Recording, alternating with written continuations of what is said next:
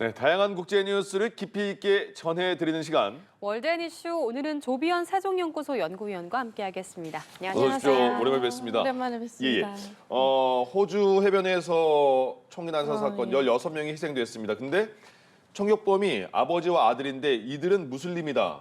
그리고 이들과 이 총격 사건과 이슬람 극단주의 무장단체 IS와 관련이 있는 거 아니냐 이런 얘기까지 나오네요. 네, 그렇습니다. 정말 지금 계속 전 세계에서 애도의 물결이 이어지고 있고요. 예. 그 15일 그 트럼프 대통령이 백악관에서 열린 크리스마스 리셉션에서도 이거를 언급을 하면서 이제 유대인을 겨냥한 그 반유대주의라고 명명을 했습니다. 그리고 알버니지 호주 총리도 순수한 악행이다라고 하고 이 유대주의를 근절하겠다라고 이제 강하게 얘기를 하고 있는 상황입니다. 예. 그래서 당연히 지금 이 배우의 동기가 무엇이냐가 주목이 되고 있는데 이 아들하고 아버지 이 용의자들의 차량에서 이 수니파 그 무장단체 IS의 그 깃발이 2개가 발견이 됐고 예. 이거하고 또 폭발물도 같이 발견이 되었다고 합니다. 그래서 이 관련 정황들이 속속들이 지금 드러나고 있습니다. 보니까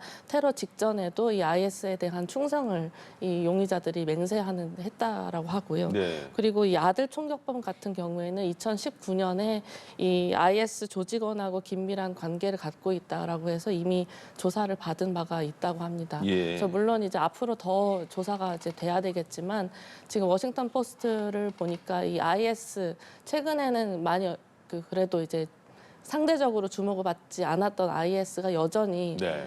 이런 테러들을 자행하고 있다. 수천 예. 명의 이상의 규모를 여전히 하고 있다라고 좀 다시 한번 상기하는 그런 그 논조로 글을 지금 쓰고 있습니다. 예. 이 상황에서 정말 대단한 시민의 용기, 이제 영웅이 탄생하지 않았나 이런 생각이 들 정도인데 뭐냐면요. 아버지와 아들 총격범 중에서 아버지가 총을 쏘고 있는 상황에서 그냥 한 시민이 그렇죠. 직접 뛰어가서 그 총을 뺏었어요. 네, 그렇습니다. 예, 저도 그런 상황이 있어요. 영상을 보고 정말 깜짝 놀랐는데요. 그러니까요. 거의 차량 뒤에 숨어 있다가 네. 이제 화면이 나오네요. 그 예. 범인이 이제 장전을 하고 이제 조준하는 그 틈을 정말 몇 초 상간을 노려서 예. 그냥 맨손으로 이제 그 총기를 뺏었습니다. 그래서 예. 이 과정에서 이제 이 시민 영웅도 2번의 이제 총상을 맞았다고 합니다. 보세요. 어깨하고. 저렇게 잡은 거예요. 예, 총 맞습니다. 들고 완전 있는데. 맨손으로 해가지고 뺏은 거고요. 아. 이 과정에서 이제 뒤에 있던 다른 용의자한테 이제 총상을 맞았는데 아. 어깨하고 팔 여기 어깨 부분하고 손에 이제 2발을 맞았다고 합니다. 그래서 예. 다행히 이제 병원으로 옮겨져서 수술을 받고 회복을 하고 있는 중이라고 하는데 그 알려진 거를 보니까 이 사람도 이제 무슬림이고 이제 시리아에서 넘어와서 이제 호주 시드니에서 과일 가게를 운영하고 있다고 합니다. 예. 그래서 2 아이의 아빠이고 지금 회복 중인 여러 사진도 있고 한데 이 시민 영웅의 부모의 인터뷰가 지금 가장 많은 조회수를 또 보이고 있습니다. 네. 원래 좀 용감했다라는 얘기도 있고 예. 굉장히 자랑스럽다 이런 영상이 지금 굉장히 화제가 되고 있습니다. 저렇게 정말 위험한 상황에서 총을 뺏으면서 그렇습니다. 여럿의 생명을 살린 걸 수도 있잖아요. 그렇습니다. 맞습니다. 알겠습니다. 거의 이후 그 장총 말고도 여러 가지 총기가 있었지만 네. 지금 그 순간에 살린 시민이 굉장한 예. 그 영웅입니다. 그렇죠. 예, 알겠습니다. 한편 한 달 넘게 중일 갈등이 좀 고조가 되면서 네. 군사적 긴장감도 높아지고 있는데요. 이번에 중국이 일본의 전직 자위대 최고 지휘관에 대해서 제재를 내렸다는 소식이 있더라고요. 네, 그렇습니다. 사실 제재라고 하면 가장 먼저 아마 떠올리실 것들이 대북 제재, 북한의 핵미사일 자금을 이제 불법적인 것들을 막기 위해서 하는 조치, 그리고 이번에 러시아가 우크라이나를 침공한 이후에 이 러시아의 전쟁 자금을 막기 위해서 EU가 하는 그런 그 일부 개인에 대한 제재들 이런 것들입니다. 그런데 네. 중국이 지금 이 개인 제재를 이제 중일 갈등의 수단으로서 활용한 것인데요. 예. 좀 굉장히 좀 이례적인 것 같습니다. 왜냐하면 조금 전에 말씀드린 대로 이 개인 제재라고 하는 것은 대부분이 국가 안보 위협, 테러, 불법 이런 것들을 막기 위한 것인데 이제 예. 중국이 결국 이번 중일 갈등의 이런 대만에 대한 부분들을 거의 그 수준으로 보고 있다라는 메시지를 보여주는 것 같고요. 그 구체적으로 중국 외교부가 이 15일 발표한 내용을 보면은 이 이와사키 시게루 전 토갑 막류장, 한국에로는 이제 합참의장 같은 것인데 이 막류장이 대만 독립을 주장하는 분리주의 세력과 공공연히 결탁해서 예. 이 하나의 중국 원칙과 중일 4대 정치 문서의 정신을 심각하게 위반하고 중국 내정에 간섭하고 중국의 주권과 영토 보전을 훼손했다라고 이렇게 적시를 했습니다. 그래서 이렇게 중국 내에 입국도 이제 안 될 거고요. 또 부동산 뭐 여러 가지 경제 활동도 안 됩니다. 이 발표를 한 즉시 이제 제재가 발효가 됐습니다. 예. 그러니까 중일 갈등이 이제 판다 외교에도 문제가 생겼다라는 얘기가 있던데 맞습니다. 보통 중국에서 우리나라도 그렇고 예. 그 일본도 그렇고 판다를 빌려주고 네. 4살 만으로 4살 전에는 다시 중국으로 돌려줘야 되는데 네. 그러면 또 다른 판다를 또 이렇게 그렇죠. 빌려주잖아 데리고 네. 오고 이렇게. 근데 중국이 이번엔 안 줄 거라고 했나 보죠 일본한테. 그렇습니다. 이 중일 갈등이 말씀하신 대로 판다 외교에도 영향을 미치고 있습니다. 예. 일본을 보니까 사실 그 신규 대여 없이, 그러니까 신규 대여한 이 조치를 한 게 1972년부터입니다. 네. 근데 지금 이제 일본이 가지고 있는 이제 기르고 있는 이제 쌍둥이 판다 수컷 샤오샤오하고 예. 암컷 레이레이 2마리가 있는데 이게 이제 돌아가게 되면 이제 네. 일본이 1972년 이후로 처음으로 판다가 없는 아. 그런 상황입니다. 예. 그래서 이 판다가 성체가 되는 이제 4살이 되기 전에 반환을 해야 되고 이번 이 쌍둥이 판다 같은 경우에도 지금 2월 20일에 원래 반환을 앞두고 있었습니다. 그래서 이 도쿄도에서는 이제 우에노 동물원 측하고 협의해서 이제 신규 판다를 하게끔 조치를 협상을 해왔는데 네.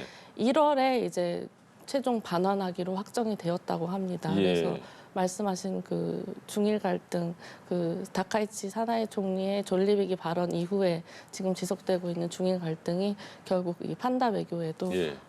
영향을 미치고 있습니다. 그렇군요. 네, 이런 가운데 중국의 고고도 고속 스텔스 무인기 차이훈 7이 첫 비행에 성공을 했다는 보도가 네. 나왔습니다. 차이훈 7이 구체적으로 좀 어떤 역할을 하는 기체이고 또 이번 비행 성공의 의미는 어떻게 좀 볼 수 있을까요? 네, 뭐 여러 가지 그러니까 중국이 이런 기체들을 계속 개발은 해왔습니다. 근데 그 시점이 굉장히 의미가 있다라고 저는 보고 있는데요. 일단 이 차이용 7 같은 경우는 이 정찰 감시, 조기 경보, 고위험 지역 침투 그리고 장거리 정밀 타격을 지원하는 플랫폼입니다. 근데 아마도 기억하실 것 같은데 2025년 9월에 저희 주한미군에도 이 MQ-9 리퍼라는 무인기 대대가 처음 이제 창설이 됐습니다. 예. 그 미중 간의 이 지역을 둘러싸고 어떻게 보면은 이런 신규 전력을 중심으로 한 경쟁이 이루어지고 있는 것인데요.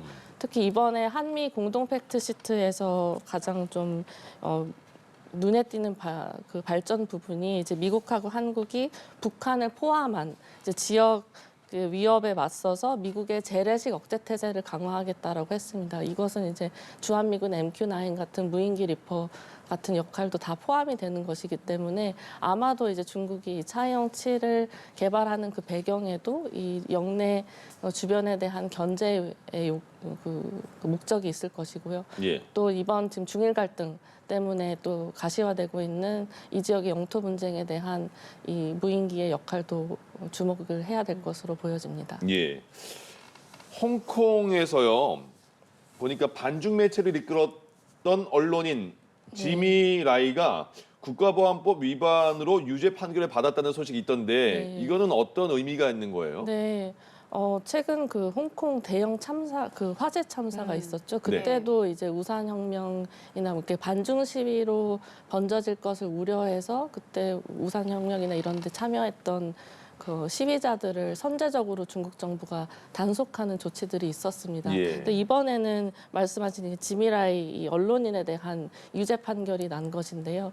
지미라이는 저희가 잘 아는 그 지오다노를 창업한 사람입니다. 근데 그래요? 이분이 이제 1989년 천안무 사태 이후에 이제 언론으로 접어들었고 이제 홍콩을 반환하기 전에 이제 대중매체로 지금 그 반중 매체로 유명한 이 빈과일보의 사주입니다. 그래서 이것을 창간한 이후부터 뭐 2003년 홍콩 보안법에 대한 반대 시위를 한다든지 여러 가지 중요한 역할을 해왔는데요.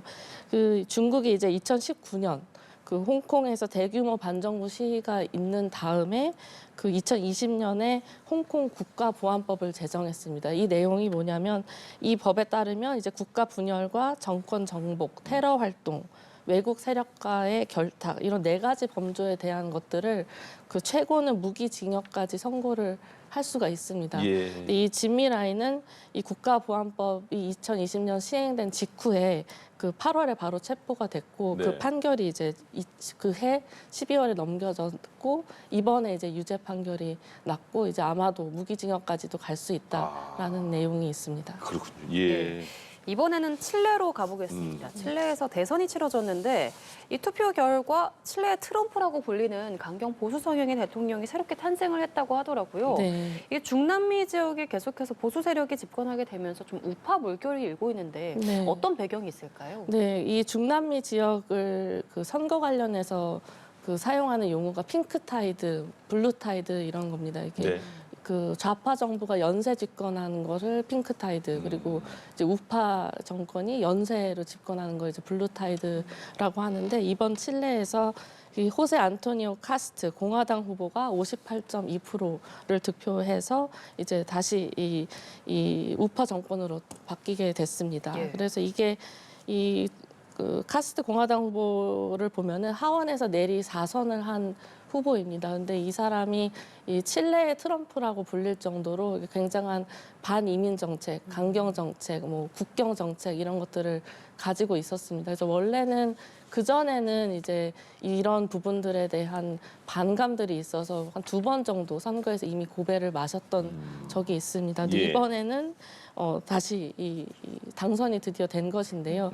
그 배경을 보면은 아마도 지금 뭐 칠레에서 가장 그 시민들이 우려하는 게 치안 문제입니다. 그 칠레 하면 저희가 잘 아는 와인이랑 네. 또 중남미에서 또 가장 안전한 국가로 알려져 있는데 이게 이제 금이 가기 시작했고 이제 치안이 하도 문제인 것이 이제 코로나19 때 베네수엘라에서 그 갱단이 유입이 돼서 그때부터 이제 차량 도난, 납치, 감금 여러 가지 상황이 악화되고 있는 와중에 이제 카스트가 제시하는 이런 반이민 국경에 트럼프와 마찬가지로 거대한 장벽을 또 세우겠다라는 공약도 하는 것이 이제 예. 시민들의 많은 호응을 얻고 있는 것 같습니다. 그렇군요.